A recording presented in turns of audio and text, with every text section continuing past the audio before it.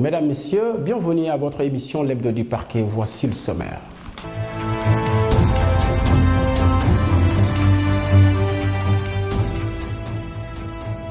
Abdoulaye Wade s'est rendu ce vendredi au camp pénal de Liberté 6.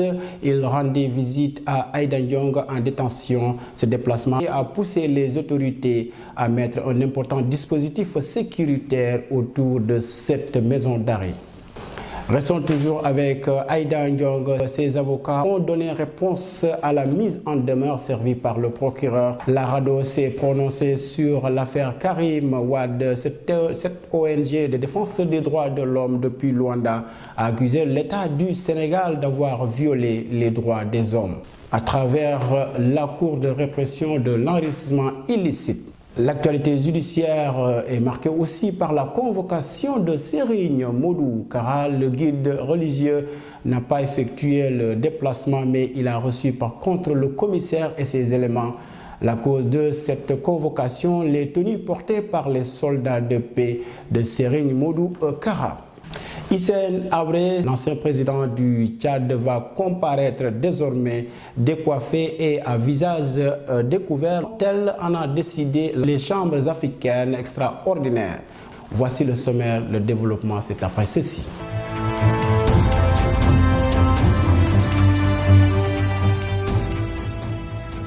Aïda Ndiong a reçu Maître Abdoulaye Wade, l'ancien président de la République du Sénégal, a effectué un déplacement au camp pénal de Liberté 6 qui a poussé les autorités à mettre en place un important dispositif sécurité. Écoutons Mariam Silva Diop. En détention préventive pour enrichissement illicite présumé depuis le 17 décembre 2013, Aïda Ndiong recevra aujourd'hui pour la première fois la visite de Maître Wade. Ce déplacement de l'ex-président de la République, Maître Abdoulaye Wade, à la prison du camp pénal de Liberté 6 a poussé les autorités à mettre en place un dispositif sécuritaire exceptionnel. En croire nos sources, plus de 700 éléments des forces de sécurité appartenant au groupement d'intervention de la gendarmerie nationale et à la brigade d'intervention polyvalente de la police seront déployés dans la prison et ses alentours. Les éléments du service de renseignement seront aussi sur place, comme il l'était du reste, à bord de Moto Jakarta, à l'accueil de Maître Abdoulaye Wade, vendredi dernier. Ce dispositif intègre aussi le déplacement programmé de Wade à Rebeuss. C'est dire que le gouvernement ne lésine pas sur la sécurité et vous paraît à tout dérapage. C'est pourquoi l'alerte est maximale. Restons toujours avec Aïda Ndiong dans le cadre de la traque des biens mal acquis.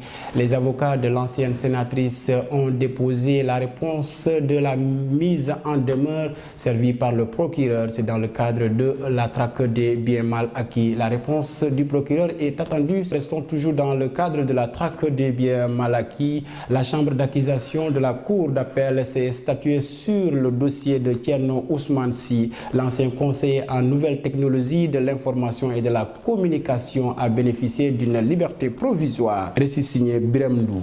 Placé sous mandat de dépôt depuis le 27 février 2013, M. Sy a finalement obtenu une liberté provisoire longuement réclamée par ses avocats.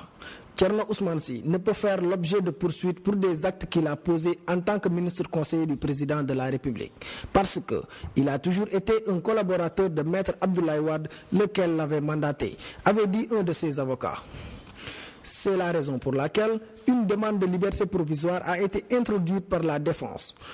Pour mémoire, Thierno Ousmane Sy a été placé sous mandat de dépôt le 27 février 2013 pour association de malfaiteurs, corruption, blanchiment de capitaux, détournement de deniers publics, estimé à 100 milliards de nos francs, dans le cadre de l'acquisition de la 3e licence de téléphonie, Sudatel. La Cour suprême a cassé 2 fois la décision de la chambre d'accusation qui lui avait accordé la liberté provisoire. Bref, c'est la 3e fois que l'ex-conseiller antique de Wade obtient une liberté provisoire. Toutefois, d'aucuns se demandent si cette liberté provisoire a un rapport avec le retour au bercail de l'ancien chef de l'État.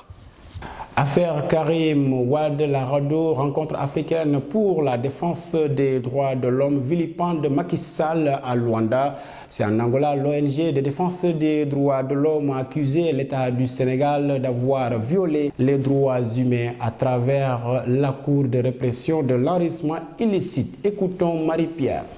En sa qualité d'ONG et un statut spécial à l'ECOSOC aux Nations Unies, Membre observateur à la Commission africaine des droits de l'homme et des peuples de l'Union africaine, la RADDHO a profité de la tribune de la 55e session ordinaire de la Commission africaine des droits de l'homme et des peuples qui se tient à Luanda depuis le 28 avril dernier pour vouer aux gémonies le régime du président Macky Sall qu'il accuse de violer les droits de l'homme à travers notamment la Cour de répression de l'enrichissement illicite. La CREI vise des dignitaires de l'ancien régime, dont Karim Wade. Aussi, dans un document, renseigne cette ONG, je cite, « L'État du Sénégal, bien que signataire du traité révisé de la CEDEAO, ait refusé de donner suite à l'arrêt rendu le 22 février 2013 par la Cour de justice de la communauté. » Fin de citation. Ladite Cour a reconnu la violation de la présomption d'innocence de Karim Wade par le procureur spécial chargé des poursuites. Commissariat central de Dakar, c'est pour parler bien sûr de l'audition de Serigne Modou Kara, le guide religieux qui a été convoqué mardi dernier, n'a pas finalement déféré à cette convocation. Par contre, il a reçu le commissaire et ses hommes, Fatou Bintou Ouane. Tout commence un peu avant 15h ce mardi 29 avril. Le commissariat central de Dakar refuse demande. Les disciples de Serigne Modou Kara Mbacké ont fait le déplacement pour soutenir leur guide convoqué par l'autorité policière. Les discussions et supputations entre talibés tournent autour des motifs de la convocation. Mais personne n'est en mesure de confirmer l'objet de la convocation de Kara. Quelques minutes, c'est un ndigal venant du même Kara qui demande à ses talibés de vider les lieux. La foule s'exécute sans hésiter. Mais une petite dispute éclate entre un de ses enfants et un policier. Les journalistes venus suivre l'évolution de cette convocation n'ont pas aperçu l'ombre de l'initiateur de Bamba Fep Bamba Partout. C'est finalement chez lui qu'il a reçu les éléments du commissariat central de Dakar. Il ne s'agit pas d'audition, mais plutôt d'une visite du commissaire de Dakar. Abdoulaye Diop était accompagné de 3 de ses hommes. Quelques minutes après leur arrivée, les policiers repartent. Une conférence de presse est tenue juste après par le porte-parole de Kara. Seydou Bamba Kara dira aux journalistes, je cite, « Après un entretien de 30 minutes, les policiers ont annoncé que la convocation est liée aux tenues militaires des soldats de la paix, plus connus sous le nom de Kara Sécurité.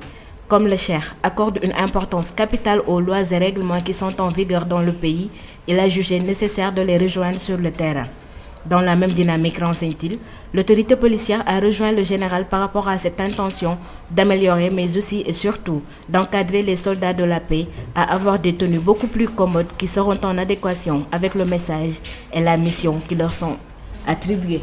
Affaire Hissène Habré, l'ancien président du Tchad va désormais comparaître décoiffé et à visage découvert. C'est ce qu'a décidé les chambres africaines extraordinaires en charge de son dossier. Écoutons Mam Famagé. Affaire Hissène Habré.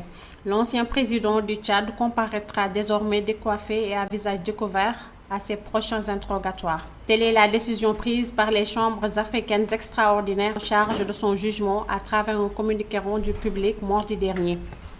Conformément aux articles 61 et 62 du Code de procédure civile, la chambre d'accusation dit que M. Hissène Habré comparaîtra désormais décoiffé et à visage découvert, souligne un communiqué des chambres africaines extraordinaires chargées de juger l'ancien président. Elle rappelle l'appel introduit par le procureur général Mbacké Fall près les chambres d'accusations extraordinaires après la décision du juge de la chambre africaine extraordinaire d'instruction l'ayant débouté de sa requête tendant à faire l'interdire M. Hissène Habré le port du turban et à comparaître à visage découvert lors de son interrogatoire. Le document relève que cette décision prise en chambre du Conseil en dernier ressort n'est susceptible d'aucun recours.